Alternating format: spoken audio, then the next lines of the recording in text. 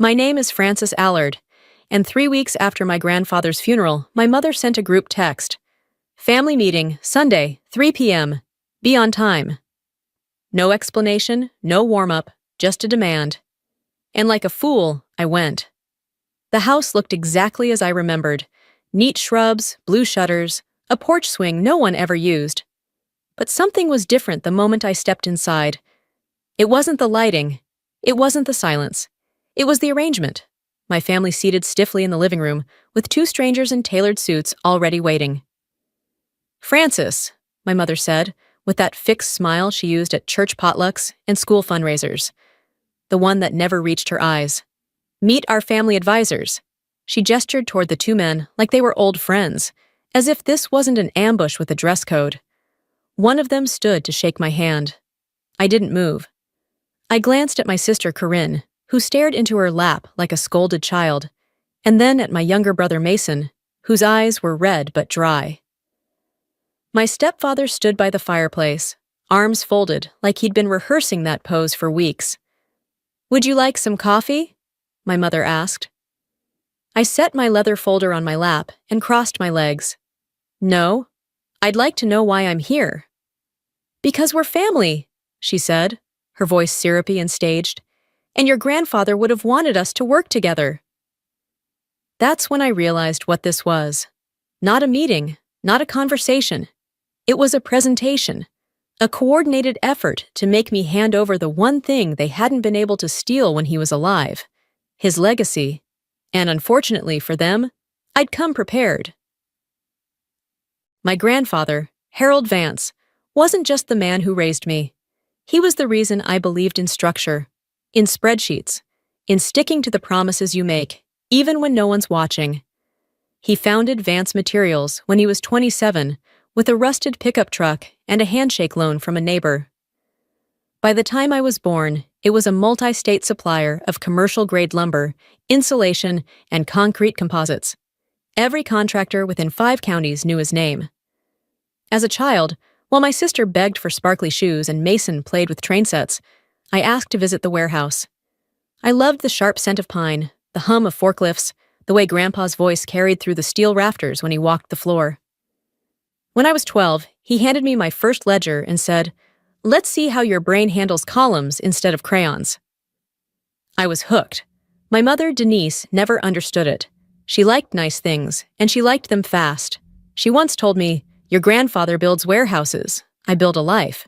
That life included 3 maxed-out credit cards, a leased Mercedes, and a revolving door of crisis purchases, spa retreats labeled as emotional recovery, handbags bought on clearance, and charity galas for networking.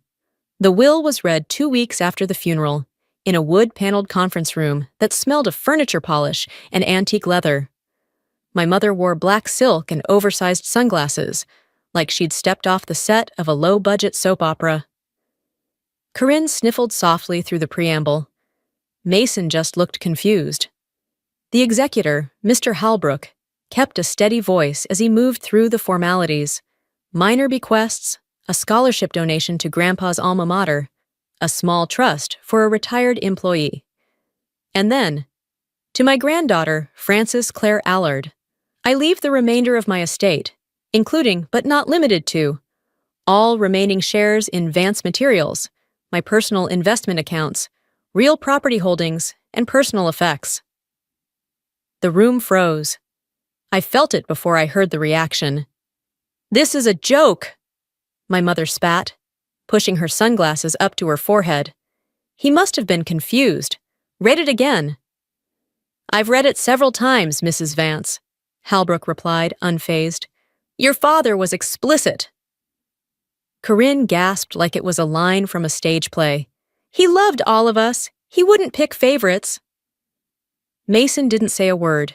He just rubbed his hands together, like he didn't know what to do with them. "This isn't happening," my mother whispered. But it was. In that moment, I wasn't just his granddaughter. I was the sole heir to everything Harold Vance had built from the ground up. And I wasn't ready. Later that day, in the parking lot, my mother approached me with calm poison in her voice. "Just sign everything over," she said. "I'll divide it fairly. I'll make sure everyone's cared for." I didn't answer. Not because I was unsure, but because I needed to choose my words carefully. "I need time to think." She narrowed her eyes. "This isn't yours, Francis. It's ours. Family money, family legacy." "That's not what Grandpa said." Her mask slipped. "He was manipulated. You spent too much time with him. He wasn't well." But he had been. He'd updated the will 6 months before his death. Fully lucid, fully intentional. I remembered the day well. He'd sat me down in his study and said, "They're going to hate this. But I built this for someone who understands what it cost me to make it. That person's not your mother." It wasn't a compliment. It was a burden, a responsibility, and it was now mine. The first message came that night. It was from Corinne. "Please don't let this ruin everything. We're still your family." Then my mother.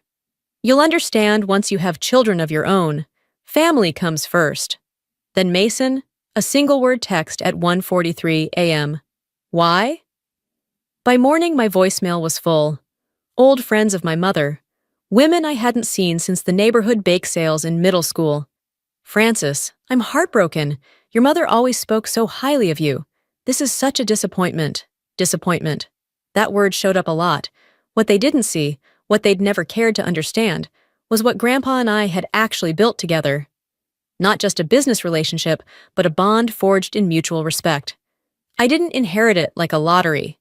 I earned it, one spreadsheet, one late-night phone call, one warehouse visit at a time. But none of that mattered in the court of family opinion. 2 days later, Mason showed up outside my apartment. No call, just his hunched figure on the lobby security cam, hands jammed in his jacket pockets, looking like a kid who'd forgotten his homework. When I opened the door, he didn't step inside. "I'm not here to argue," he said. "Okay." He glanced up, his eyes bloodshot but focused. "Mom's losing it. She's already calling realtors. Says she needs to refinance the house before you freeze the assets." I blinked. "I haven't frozen anything." "She doesn't believe that." "Mason, I just wanted to warn you, she's planning something." Then he left. No hug, no handshake. Just walked back down the hall, like he wasn't sure if he belonged anywhere anymore. I closed the door and stood there, silent. Not sad, not angry, just empty. It was beginning. That night, Liam, my boyfriend, and the only person who hadn't treated me like an ATM with a soul, brought takeout and held my hand while I stared blankly at my rice. "I want you to meet someone," he said gently. "Her name's Angela Dwyer. She's a probate lawyer. Old friend from law school. She's not for a fight, unless you need one. She's for protection." I didn't answer, but I nodded. The next morning, I called Angela. We met in a quiet office above a florist shop. No mahogany desks or intimidating glass walls, just plants, natural light, and someone who listened without interrupting. After hearing everything, she leaned back, fingers steepled.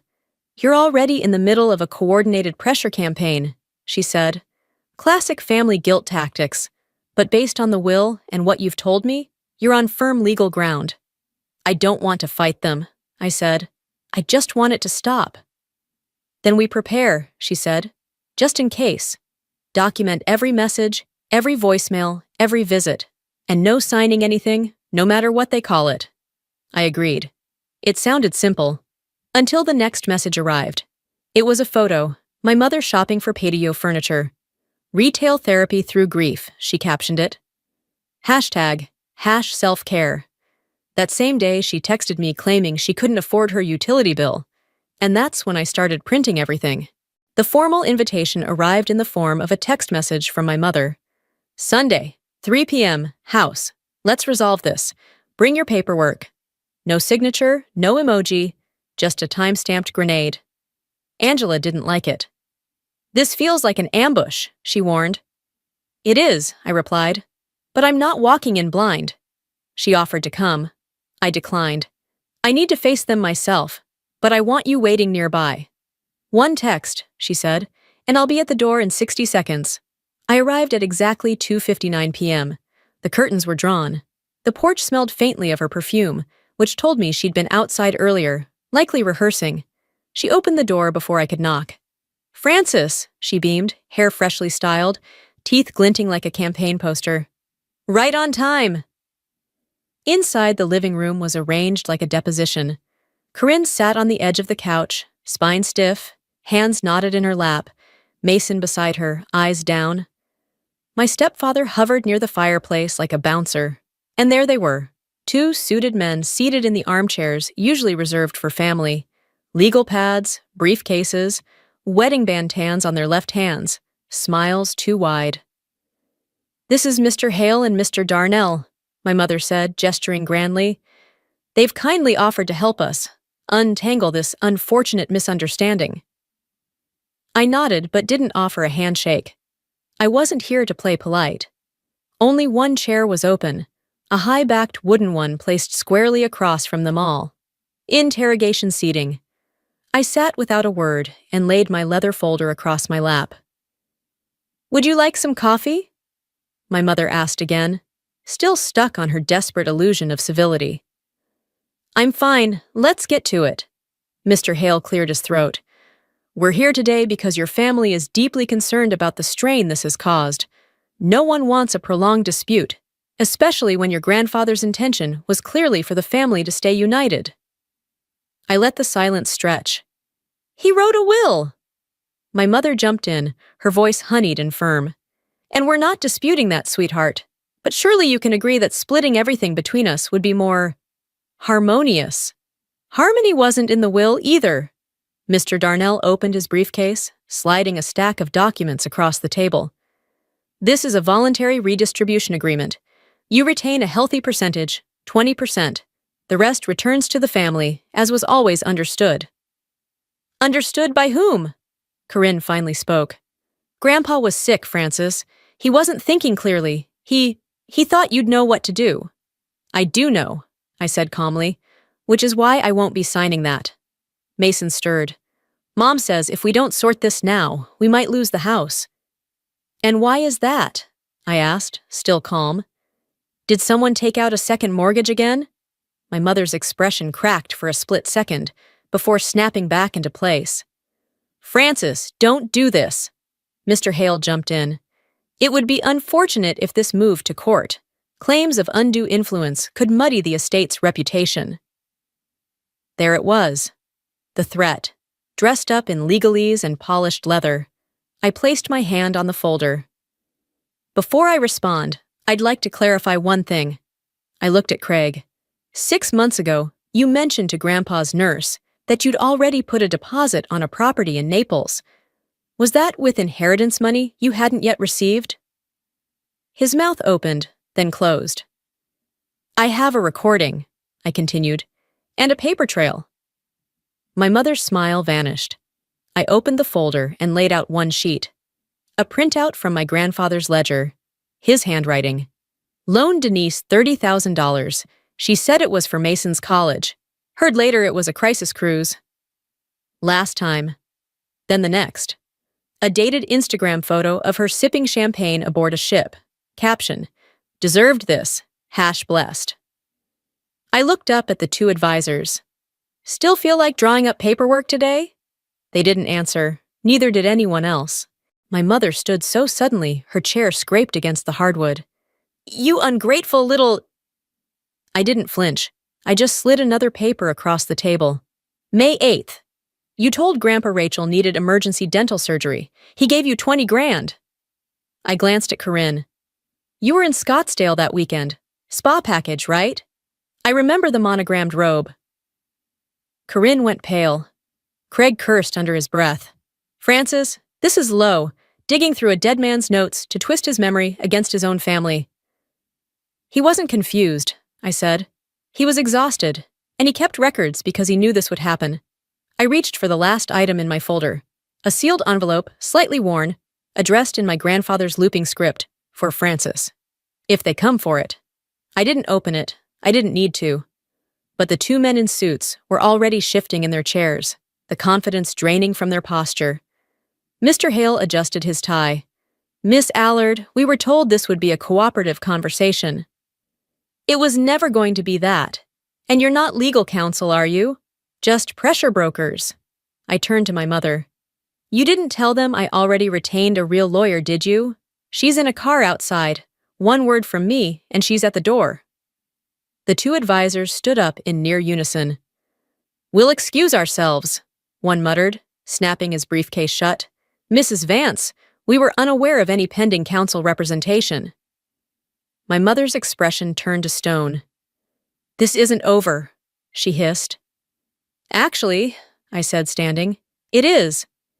I gathered my documents, slow and deliberate.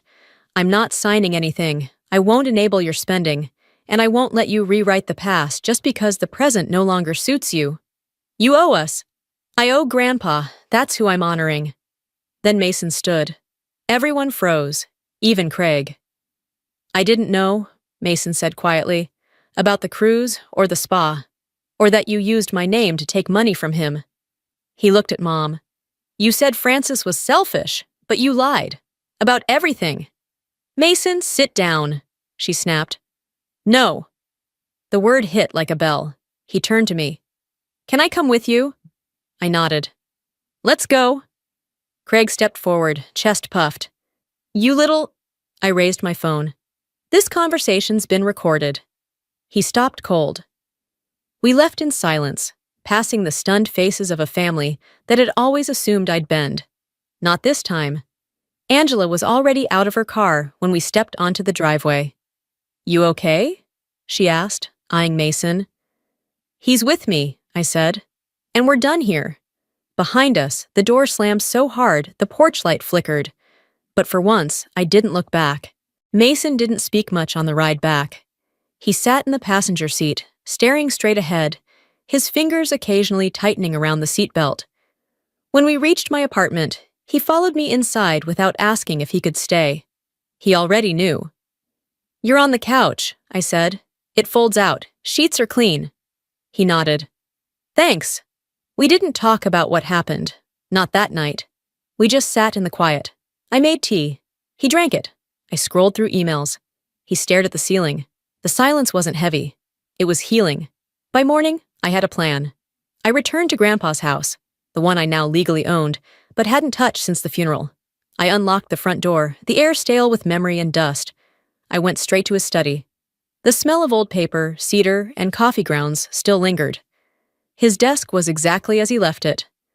I opened the center drawer and found the journal. Flipping through its pages, I saw everything. Dates, numbers, names, annotations in his sharp, unfussy handwriting. And a new note I'd missed the first time, scribbled in the margin near the back. Frances has what Denise never learned: restraint, clarity.